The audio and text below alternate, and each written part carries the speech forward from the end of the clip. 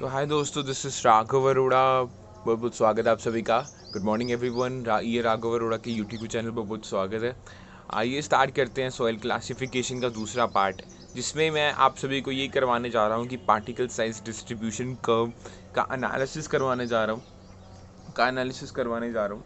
जैसे मैंने कल आपको एक पार्टिकल साइज डिस्ट्रीब्यूशन कर्व पढ़ाई थी, तो उस कर्व में मैंने ये बताया था कि जब मुझे D10, D60 या D30 निकालना हो तो वो कैसे निकालूंगा। तो मैंने एक कर्व बनाई जो कि परसेंटेज फाइनर और सीव साइज़ के बीच में थी, जिसमें परसेंटेज फाइनर मेरा एरिथमेटिक स्केल पे था और सीव साइज़ मेरा लॉग के स्केल में था। इसी कर मैंने लॉग 10 लिख दिया, डी लिख दिया, डी है सीव साइज़। सेमी लॉग स्केल पे ये बनाया गया था। तो मैंने क्या किया था, एक कर्व सी बना दी थी। वो कर्व बनाकर यहाँ 10 साइज़ लिख दिया और 10 को जब यहाँ एक्सटेंड किया तो यहाँ D10 आ गया। अब जब 30 को यहाँ से एक्सटेंड किया, यहाँ D30 आ गया। अब 60 को जब एक्सटेंड किया, D60 आ गया।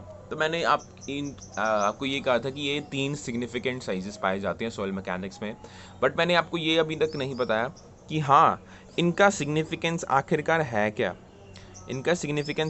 है क्या। तो आज ये भी चीज़ें सभी आपको बता दूंगा। बट सबसे पहले हम देखेंगे कि पार्टिकल साइज डिस्ट्रीब्यूशन कर्व है क्या।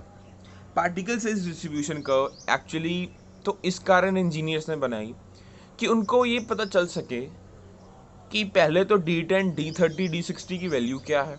दूसरा इस कारण बनाई कि इनको ये पता चल सके कि मेरी सॉइल का नेचर क्या है। क्या मेरी सॉइल वेल ग्रेडेड है, क्या मेरी सॉइल पूरली ग्रेडेड है, क्या मेरी सॉइल यूनिफॉर्मली ग्रेडेड है। अब आप सोचोगे इन तीनों का मतलब क्या है, तो बने रहिए, धीरे धीरे सबके मतलब बताऊंगा। आइए स्टार्ट करते हैं। मान लीजिए मैं दो सॉइल्स का क्या कहते हैं एनालिसिस कर रहा हूँ। एक सैंड है, एक ग्रेवल है। अब मुझे पता है सैंड का साइज़ कितना होता है, 75 माइक्रोन से लेकर 4.75 मिलीमीटर के बीच में। तो मैंने एक बाउंड्री खींच दी, ऐसे एक बाउंड्री खींच दी और इसके बीच में एक बाउंड्री खींच दी। इसके बाद ग्रेवल का साइज़ कितना होता है, 4.75 मिलीमीटर से लेकर 80 मिलीमीटर के बीच में। तो इसके लिए भी एक मैंने बाउंड्री खींच दी। अब जब मैंने सीविंग की तो मुझे पॉइंट्स मिले सैंड के लिए। तो मैंने सैंड के लिए ऐसे पुट कर दिए और जब उसको जोड़ा गया एक ऐसी कर्व बनी, एक ऐसी इंक्लाइंड कर्व बनी, है ना, इंक्लाइंड ऊपर की तरफ जा रही है। ग्रेवल के लिए भी एक ऐसी कर्व बनी जिसको मैं कर्व इज इंक्लाइंड कह दिया।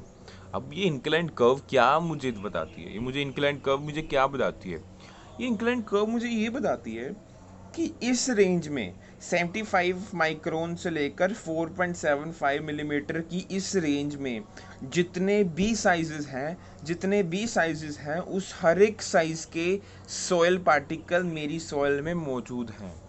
आप समझ चुके होंगे मेरी बात को कि 75 माइक्रोन से लेकर 4.75 मिलीमीटर की इस रेंज में जितने भी सीव साइजेस आते हैं, हर एक सीव साइज का पार्टिकल मेरी सॉइल में मौजूद है। उसी तरह ये भी एक इंक्लाइंड कर्व बनी है। इसका मतलब यही है कि 4.75 मिलीमीटर से लेकर 80 मिलीमीटर के ये जो रेंज में जितने भी पार्टिकल की साइज़ के सीव आते हैं, जितनी भी सीव साइजेस आते हैं, उस हर एक सीव के मेरे पार्टिकल्स मेरी सॉइल में मौजूद हैं। और जब ये कर्व मिल जाती है, इसको वेल ग्रेडेड सॉइल कहते हैं। वेल ग्रेडेड सॉइल मतलब the soil which contains all size of particles with in this given range. अब यार वेल ग्रेडेड सॉइल बड़ी अच्छी होती है। इसको समझने से पहले मैं आपको कंक्रीट की एक छोटी सी बात बताना चाह रहा हूँ। कंक्रीट भी यार बड़ा एक वेल ग्रेडेड है और बड़ा ही कॉम्पैक्ट है, बड़ा अच्छा मशहूर है। इतना सक्सेसफुल कंक्रीट कैसे हुआ, क्योंकि बता सकता है? क्योंकि यार कंक्रीट में क्या था, सबसे पहले तो मैंने कोर्स एग्रीगेट डाले। जब कोर्स एग्रीगेट डाले उसके बीच में मैंने सैंड डाल दी। तो क्या हुआ कि कोर्स एग्रीगेट के जो वॉइड्स थे, जो उसके पोर्स थे, जो वॉइड्स थे, उसको सैंड ने भर दिया। अब जब सैंड को डाला गया, सैंड के बीच में भी वॉइड्स आ गए। उसके वॉइड्स को जब सीमेंट डाला गया तो सीमेंट ने उसके वॉइड्स भर दिए। अब जब सीमेंट डाला गया तो उसके भी वॉइड्स आ गए। और उसके वॉइड्स जब पानी डाला गया, उस पानी ने उसके वॉइड्स भर दिए। मतलब कोर्स के सैंड ने भरे, सैंड के सीमेंट ने भरे और सीमेंट के वाटर ने भरे। मतलब एक वेल ग्रेडेड सा एक स्ट्रक्चर हमारे सामने आ जाता है। काफ़ी कॉम्पैक्ट होता है, काफ़ी सक्सेसफुल रहा कि आज हर एक स्ट्रक्चर उससे बन रहा है। मतलब ये एक वेल ग्रेडेड है। उसी तरह सोयल, हर एक साइज की सोयल पाई जाती है कि अगर कोई बड़ा पार्टिकल होगा तो उसके वर्ड्स छोटा भर देगा, छोटा होगा उसके वर्ड्स उससे छोटा भर देगा, और ऐसे ऐसे करके एक बड़ा वेल ग्रेडेड सा स्ट्रक्चर बन जाता है, काफ़ी कॉम्पैक्ट सा स्ट्रक्चर बन जाता है। आइए बात करते हैं अगली अगली मान लीजिए मैं एक कर्व बना रहा था, ऐसे ही इंक्लाइंड कर्व बना रहा था कि अचानक क्या हुआ कि यहाँ 40 mm आ गया और यहाँ 60 mm आ गया। कि मैंने क्या देखा कि 40 से लेकर 60 तक इनके बीच में जो साइजेस आ रहे थे उनका कोई पार्टिकल मेरी सॉइल में मौजूद नहीं था। तो मैंने क्या किया, एक सीधी लाइन लगा दी और फिर आगे 80 तक मौजूद था, इसमें मैंने ड्रॉ ऐसे कर दिया। मतलब मेरी एक हॉरिजॉन्टल कर्व आ गई, मतलब एक गैप आ गया।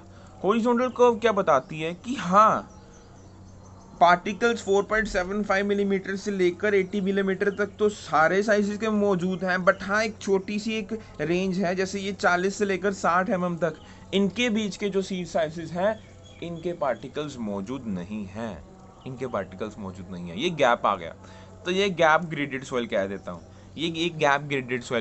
हूँ, ये दूसरे नंबर पर आती है जब हॉरिजॉन्टल कर्व आ जाए। अब बात करते हैं, मान लीजिए मैंने एक ड्रॉ की, तो क्या हुआ कि मेरे सॉइल में बस एक ही साइज के पार्टिकल्स है, मान लीजिए 50 mm के सॉइल के पार्टिकल्स है, तो मेरे कर्व क्या बनी, एक वर्टिकल लाइन बन गई। इसका मतलब ये है कि जो वर्टिकल लाइन बनती है ये एक ही साइज के सॉइल के पार्टिकल सॉइल में पाए जाते हैं, इसको यूनिफॉर्मली ग्रेडेड सॉइल कहता हूँ।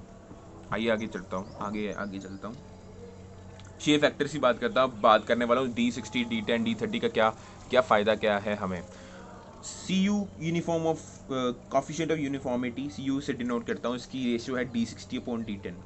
एक बार मतलब समझा देता हूँ D60 और D10 क्या है। D60 वो है कि इसके कॉरस्पॉन्डिंग जो सीव होगी ना, उससे मेरा 60% सॉयल के पार्टिकल्स पास हो जाएंगे। D60 का मतलब है कि मेरे 60% पार्टिकल इस सीव से पास हो जाएंगे। D10 मेरे 10% पार्टिकल्स D10 के रिगार्डिंग जो सीव है उससे पास हो जाएंगे, बस यही मतलब है। अगर CU1 हो मतलब मेरा D10 इक्वल D60 हो जाएगा, मतलब एक मेरी एक वर्टिकल लाइन आ जाएगी।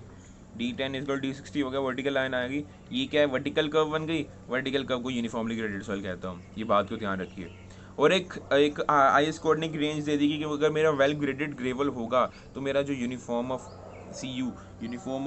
यूनिफॉर्मिटी आएगी ना, जो मेरी कोफिशिएंट ऑफ यूनिफॉर्मिटी आएगी वो 4 से इक्वल आएगी या 4 से ज़्यादा आएगी। ओके। और बट अगर जैसे वेल ग्रेडेड ग्रेवल को मैं कोर सीविंग से निकालता हूँ, तो अगर मैं कहता हूँ अगर मैं कोर सीविंग कर रहा हूँ तो मुझे CU अगर कैपिटल बिग से या इक्वल नहीं मिल रहा 4 से, तो मेरी सॉइल क्या होगी, पुअरली ग्रेडेड सॉइल होगी। ठीक है, ये एक बाउंड्री याद रखनी है कि ये 4 से बड़ा या इक्वल है वेल ग्रेडेड ग्रेवल है, और ये 4 से बड़ा या इक्वल नहीं है तो ये पुअरली ग्रेडेड ग्रेवल है।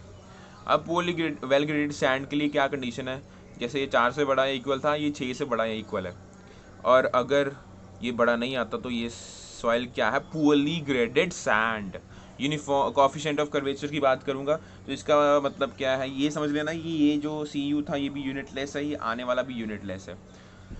CC क्या है, D30 D10। ओके, इसके लिए भी एक रेंज दे दी गई है कि फॉर वेल ग्रेडेड ग्रेवल 1 से ज़्यादा या इक्वल और 3 से कम या इक्वल। वेल ग्रेडेड सैंड 1 से ज़्यादा या इक्वल, 3 से कम या इक्वल।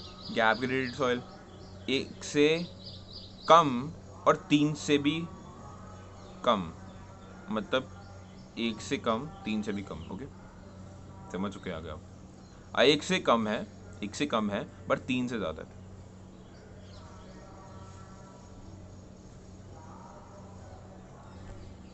ये इसका मैं दोबारा से एक बार वेरीफाई कर लूँगा, थोड़ा सा डाउट है इसमें कि गैप ग्रेडेड सॉइल कौन सी है, बिकॉज़ अगर आप में से किसी को पता हो तो ज़रूर कमेंट कीजिए, बिकॉज़ इसमें थोड़ा सा डाउट लग रहा है, इसको मैं फिर से एक बार देख लूँगा।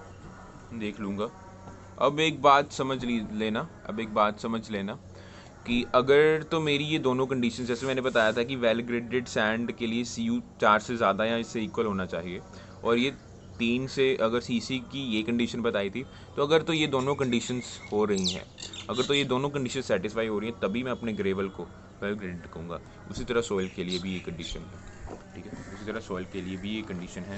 तो जैसे मैं इसकी अब हम डिस्कस कर रहे थे कि ये CC से 1 से कम है लेकिन 3 से ज़्यादा है, ऐसा तो थोड़ा सा डाउट लग रहा है। तो आइए मैं कल आपको बता दूंगा इसके बारे में सर से जो भी वेरीफाई कर।